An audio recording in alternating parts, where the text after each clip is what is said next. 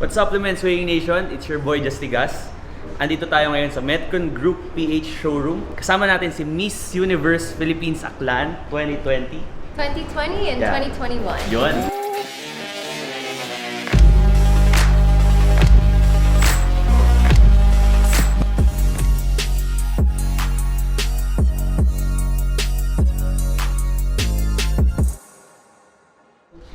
Waking Nation, kasama natin ngayon kumakain si Miss Cristel. So hey guys, I'm Cristel. I was Miss Universe Philippines Aklan 2020 and also for 2021. All the while, akala natin pag beauty queen, sobrang hirap nung ginagawa nila na diet just to stay in shape. How many times do you eat in a day? I eat about 2 to 3 times 2 to 3 a day. Yeah, I've been working out a lot because keeping fit is very important in terms of being a beauty queen, but also it's just really important to stay healthy, and I think also it helps me keep strong so that I can continue with my activities, because being a beauty queen takes a lot and we have a lot of activities, so it's important that we stay strong and that we make sure that we're mentally fit and healthy. So I do like to eat a lot to compensate for all the work that I've been putting in. I like to eat a lot of rice because I cannot live na walang rice. And then I also like to put in a lot of protein, so a lot of white meats, a lot of chicken, a lot of fish like salmon, and we also have fruits. Vicky, ang sarap pala na may guest na beauty queen, no? Kasi ang galing nila magsalita, hindi ko na kailangan magsalita. Mitch, makapalabang ka sa English. I know, right, Waking Nation? Pero si Miss Cristel, nakakaintindi ng Tagalog yan. So siya na lang sa English, ako na sa Tagalog. Marunong din naman ako mag-Tagalog, medyo bulol lang siya. Ayun, gusto natin i-share Waking Nation na kita nyo naman si Cristel, hindi niya ginugutom yung sarili niya. Ay, yes, diba? yes. Kasi if you starve yourself, you're not gonna make it. You're just going to hurt yourself more than help yourself, and it's not going to be healthy long term. So it's really important that you sustain yourself and that you feed yourself the nourishment that your body needs. So Waking Nation, what you will notice, ano bang pag kinakain ni Miss Cristel niyan? Chicken, grilled chicken, Yes. rice, and then fruits. Yes. Or minsan also the chicken is cooked through the air fryer, Oh. which is also a healthy option. So just to keep it healthy lang. Pwede nyo rin kainin yung balat, huwag kayo matakot dyan. And it's also seasoned, so may lasa din yan. Di ba? So roughly siguro itong calories na kinakain ni Cristel ngayon, mga around 500 to Yes. 600 calories. Yes, in a day I try to strive from 18 to 2,000 calories. 1K to 2,000. Yes. When That's I was so really much. on top of my training, it was that much. Like coach would make sure that I would list down what I was eating, and I would jot down how many calories, and also take into consideration the calories, the protein, the fat, and that we would target around 1,800 to 2,000 calories a day, because we were lifting a lot. So it was really, as I said before, it was really important to nourish like the muscles and the body as we need. So, yun lang Waking Nation. Hopefully meron kayong natutunan dyan. Especially sa mga girls natin na gustong magpaganda ng katawan. Okay? Body goals si katulad ni Cristel. Okay? So, hopefully may natutunan kayo Waking Nation. Oh yes, and one more thing that I learned from Metcon here and Coach Anton and Coach Justin is that it's not about being skinny, but it's about being strong. Strong is the new sexy. Yes! Favorite to na supplement ni Cristel? Their favorite ko siya kasi the flavor. Flavor. Yes. So, kung hanap nyo yung masarap na taste Waking Nation, Hydro BCAA na. Okay? Yes.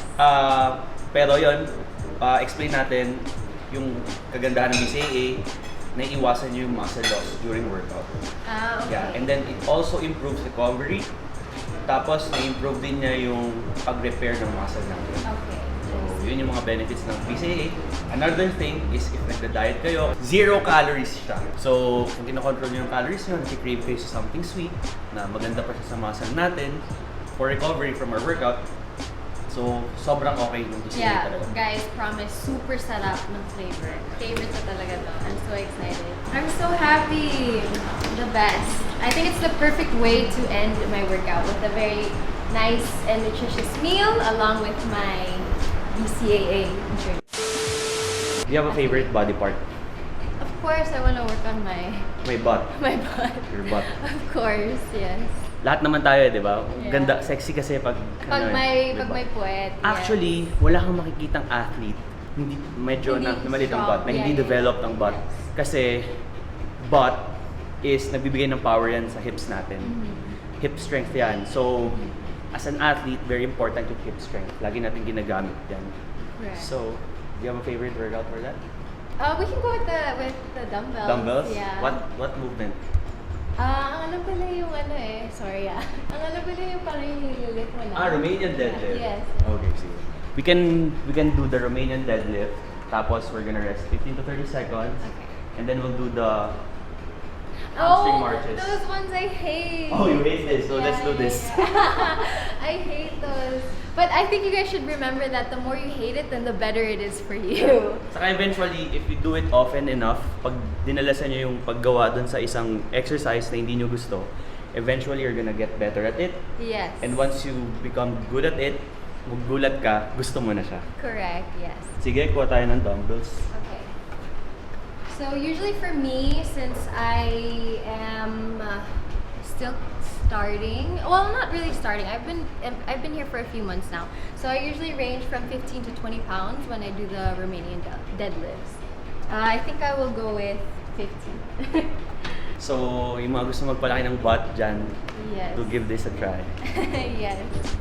So, you're gonna do 10 to 15 reps. Okay. Dito sa The Green Method, favorite natin na nilalagyan ng tempo yung movements Yes, natin. yes. So, ang gagawin natin, let's do 3 seconds down, Okay.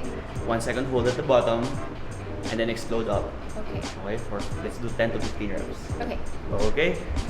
2, And another thing that I was taught is that every time you do such workouts, you always want to think about the specific muscles that you're targeting and activate those muscles. So for example, me, I always have to remember and remind myself that I have to squeeze my... your butt. Yes, I have to squeeze my Or butt core. to activate those muscles. Because sometimes if you don't activate and you're just doing the movement and you're not doing it correctly, then walang sense. 15. Okay, now we're gonna superset it with hamstring marches. I hate this. Okay, so we're gonna do 10 to 20 steps. Okay? So step forward, small step, your foot naka-tiptoe. 1, 2,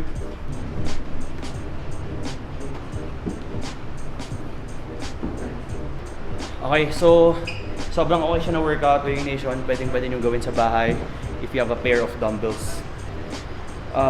Sobrang masya-challenge na yung posterior chain. Actually, madami sa atin, minsan naka-experience tayo ng back pain. One of the reasons na naka-experience tayo ng back pain is hindi malakas yung back natin. Yes. So, minsan, ako tayong sumakit yung back, mas lalo tayong umiiwas sa posterior chain exercises, mas lalong hindi natin na-develop yung strength, hindi na natin nasusolusyonan yung back pain. Correct. And another thing that I've also learned here is I have this bad habit of rounding my back, which is really bad also for your posture and your form, and will cause you to hurt yourself also. So it's very important that you keep your back upright and that you activate the back right here, the back muscles. So you always want to make sure that your shoulders are back and you never round your back. Even when you're like lifting weights, dapat laging naka-open and and yun nga, upright instead of rounding your back, so then you'll just hurt yourself. Even like when you're picking things up from the ground. Alright, so thank you very much, Cristel, sa pag-share sa amin ng iyong favorite warm-up and exercise. Sure. Okay, now, tuturuan mo ba ako magpasarela? Pwede. Okay, hindi. Ano lang siguro, for fun, kasi baka curious Waking Nation. Actually ako, hindi ko rin alam eh. Diba? Is there a way kung paano niya yan tinitrain? Of course. Kasi baka madaming mga tita, maybe may tita na nanonood sa atin, gusto nila mag-practice ng Wow, pasarela. pasample. Hindi ko nga alam eh. Of course. Shout out sa dalawa nating friends over here. Si Kat and si Riley. So sasamahan nila tayo King, guys. samahan nila tayo magpasarela, Weighing Nation, para hindi tayo mapahiya. Everybody line up! Line up! Line up! Line up! Kasi si Ma'am Cristel na lang, naiya ako, Weighing No. Nation. lang to for For fun fun. Yes, we just want to maybe show you guys if you guys are interested, mga girls out there, or maybe aspiring beauty queens, if you want to learn a thing or two about pasarela. Again, I'm not an expert. This is just something that I've learned from my experience, since I've also trained for beauty pageants. But this is for for fun lang, and something that I've taken away from my training. And actually, Waking Nation, maganda rin kasi na matutunan natin yung pasarela. Why? Kasi skill siya eh. Yeah, it's a Diba? skill. Yeah, all you're in it. teaching something to your body and sa brain mo rin. Diba? Correct, yeah. And besides, since about fitness tayo dito, I heard pasarela, yung pagpapractice niyan can be very tiring. Correct, yes. Diba? Yun. yes. So maybe that's one of the reasons. Why it's important that you stay strong and that you train hard also. Kasi, when you do pasarela, it's a lot to be, especially beauty pageants in general, it's a lot to be on stage for hours on end with heels. So you have to make sure that you have a strong core lagi to hold yourself upright at all times. Kasi it's so many hours on heels. So mapapagod ka talaga. So you have to really ensure na strong talaga yung core mo and that you're fit to be able to carry on the Alam nyo ba, Waking Nation, na by standing up for an hour alone, nagbo-burn ka na ng extra around 50 calories. Yeah. 50 or more calories. So, ganun ka-importante yon. Kaya isipin mo yung pagtayo pa lang nila for hours. What more pa pag naglalakad-lakad ka. Correct, yes. So kayo, how often do you practice this? So siguro pasarela is maybe 4 or 5 times a A week. week. Kasi Tapos, you have training with your mentors, pero kung wala kang training with your mentors, it's up to you to train on your own. So ako, naalala ko kahit nasa bahay lang ako, naka-heels ako. Tapos kahit lalakad lang ako sa ref, may kukunin. Kailangan talaga may art yung lakad. Yes, Hindi basta correct. lakad lang. Yes. Kasi siya parang you have to make sure parang it's you na hindi it's like an act. Do you have so- like meron kang nilulook up, meron kang idol pagdating sa ganyan? Honestly, I like Catriona Gray. Catriona? Yes. Actually, yung ang tawag na lava walk ba yun? Yes, kasi very siya parang I really like her confidence, tapos yung power niya. Kasi that's also what pasarela is. Pasarela is a lot about confidence and power and personality. So, yun talaga na-feel ko kay Catriona Gray. Kung may pasarela sa girl, may pasarela sa boy, di ba? Tama, pag boy, wala masyadong Kembot? no? Hindi na for sure Di ba Kasi, rin sure? hindi na kung, sure. kung hindi ka sure, sige, gawin na natin yung pang girl kahit ayoko. Kuwari ayaw no? Waking Nation, alam nyo, dito talaga sa Green Method, puro pang passion talaga tayo dito Kaya we need to practice this. Kitang-kita niyo naman. Di ba? Fashion sense. 100. Ay, parang niloloko mo ako, Riley. Oy, Parang sarcastic by ka the na. way, Waking shirt and Rogue socks, you can buy it here at Metcon. Yan. Okay, probably first we want to start off with posture. So before you even do the pasarela, you want to make sure that you start off with a good posture. So we have classic pageant poses. So first things first, we want to start off with our upper body. You want to make sure that your shoulders are behind you, so that you have, like I said, good posture. And then also you want to make sure that you have your head up so that you seem taller. So you want to make sure that you feel like it's almost as if you have something pulling you up from your head, so that parang upright ka talaga and you stand tall. So like for example, I can like stand like this, but when I go like this, I look up here taller. You know Diba? what? I think this can also be very useful. Learning this can be very useful for bodybuilding. Because bodybuilding is like a pageant too. Yes. Yeah. We are on stage. Yes, Yeah. correct. Yes, tama. So mga bodybuilding viewers natin dyan, pakinggan nyo to. Okay, pulling up. Okay, yeah. So you want to make sure you want to act as if like something like there's a string on your head and it's pulling you up. And then also when you go down to your core, you want to activate your core as well. So you want to Tighten your core. Yeah, tighten your core. Or pull your belly button towards your spine. Yeah! Nag-research to Sabi sa inyo, So Winnie. so you tighten your core. So it's almost as if you breathe in and then you keep it tight. Yes. Okay. And then a classic pageant pose is like the T-zone. So if you look at my feet, so parang it's like as if you're making a T with your feet. Yeah. And so this right foot is that way, and then this one is the left foot is pointing ahead. So that's the classic. And the reason for this is because when you're in front of the judges, you want to kind of show off your assets. And so me, for example, I don't really have, you know, the biggest butt. So if I like turn to the left and I lift this right here, it kind of gives me that figure that I'm really showing off my assets.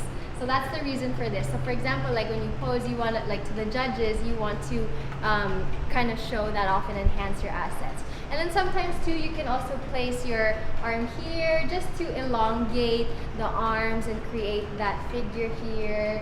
So that's why. Relax your shoulders. I'm Yeah. too tight. I'm too Yeah, tense. you're too tight. Yeah, so this is an option, and then you just always want to make sure that you smile. So yun lang. So that's your classic pageant Smile. pose lang.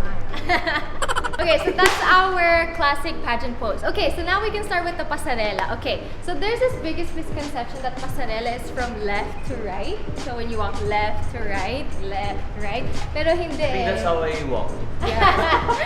Pero honestly, when you do pasarela, the correct form is that your hips actually make an infinity sign. So yes. So another exercise that we like to do is we like to you kind of rotate your hips Oh, in a C. this is a good warm-up, I think. In a Wow, it's C rotation, just to get that movement familiar to you.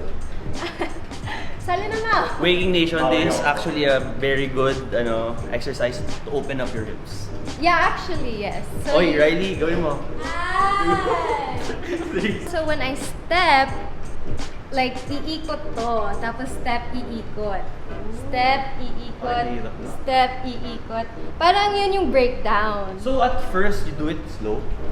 You just do this movement first. So, you do this movement first, and then kasi it takes a while for you to put it all together. Pero yun talaga yung yung priority na C talaga siya. You step with your left, lalabas to, parang magsi-C siya, C. and then pag step ulit, si-C siya. C. Yeah! Yeah! Mahirap, Waking Nation. Imagine, pag naka-heels ka pa. Yes. Okay, are you ready, Check Waking Nation? So, game na to. Ilalagay na natin sa lakad yung mga natutunan natin.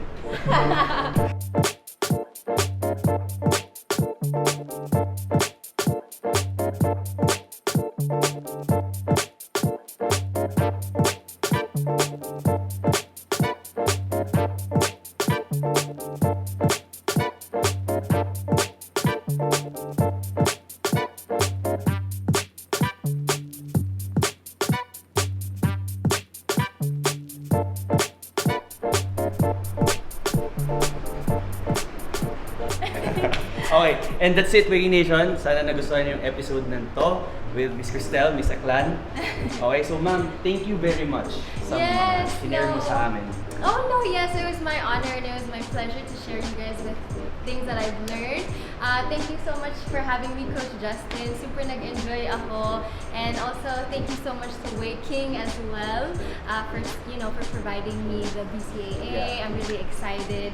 And thank you again so much for everything. I hope you guys enjoyed watching and like and subscribe. I'm pretty sure mag-enjoy yan yung mga ka-Waking Nation natin pag napanood ka nila, pag natutunan nila yung mga tinuro mo sa kanila. So yun, again, sobrang thank you talaga, Cristel, sa pag-share mo, knowledge mo sa amin. Okay? Of course. Sana naman nag-enjoy ka rin. Super. Sa Super quick- nag-enjoy naman ako. Sa quick tips, yes. Nag-enjoy din naman ako at sana mag-enjoy din kayo. So, hindi talaga ako fast learner, Waking Nation. Pero ipapractice ko yan, yung mga tinuro sa akin ni Cristel.